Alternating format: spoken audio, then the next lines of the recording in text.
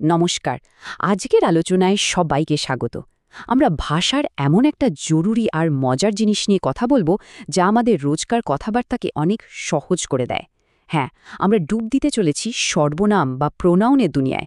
চলুন শুরু করা যাক। আচ্ছা, স্ক্রিনের এই বাক্যটার দিকে একবার দেখুন তো। রাহুল অনুপস্থিত কারণ রাহুল অসুস্থ। শুনতে কেমন যেন একটু খটোমট লাগছে, তাই না? মানে একই নাম বারবার শুনলে মনে হয় যেন বাক্যটা তার স্বাভাবিক ছন্দটা হারিয়ে ফেলছে।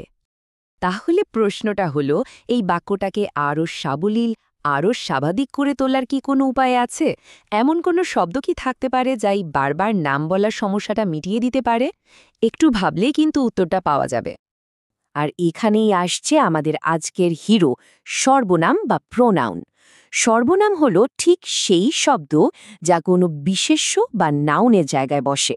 দেখুন, রাহুলের বদলে যেই আমরা সে ব্যবহার করলাম, সঙ্গে সঙ্গে বাক্যটা কত সহজ আর শুনতে ভালো লাগছে।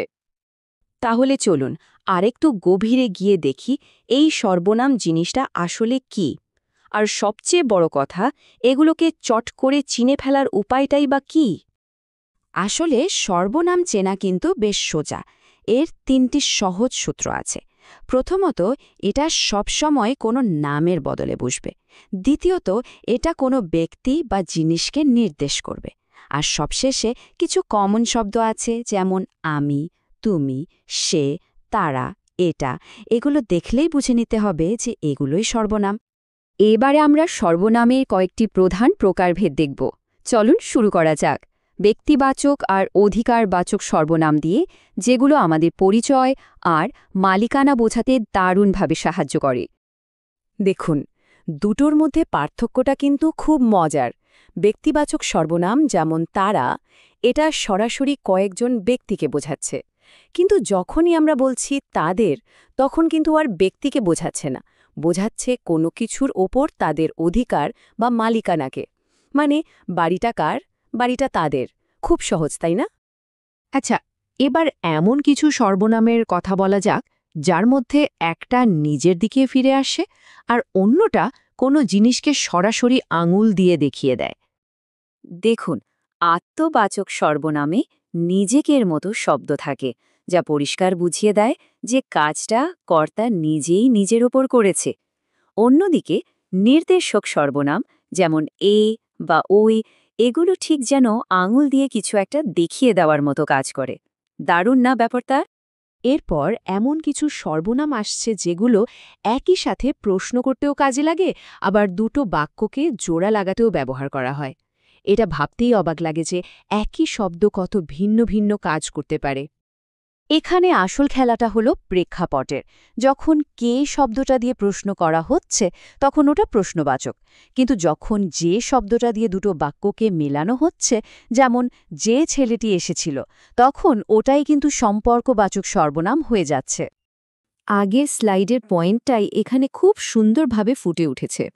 দেখুন, শব্দ কিন্তু একটাই, কিন্তু বাক্যে তার ভূমিকা অনুযায়ী তার নাম আর কাজ দুটোই একদম বদলে যাচ্ছে। ভাষার এই বৈচিত্র্যটাই কিন্তু অসাধারণ।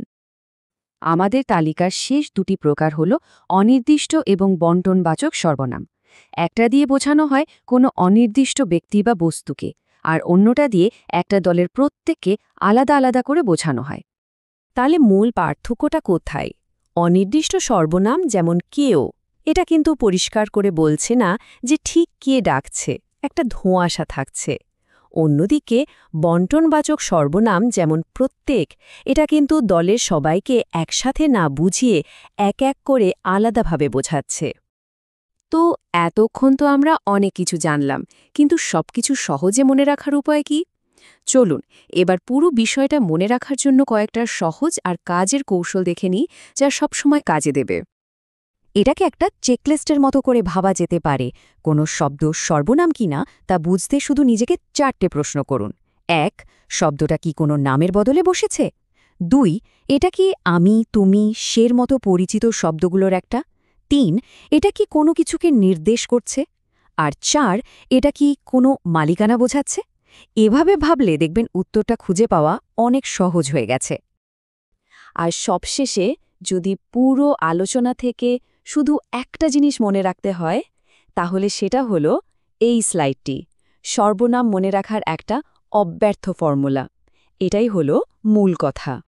সুতরাং খুব সহজ কথায় যে শব্দ বিশেষ্যের পরিবর্তে বসে, প্রশ্ন করে বা সম্পর্ক বোঝায়, কোনো কিছু নির্দেশ করে, মালিকানা দেখায় অথবা নিজের দিকেই ফিরে আসে, সেটাই হলো সর্বনাম।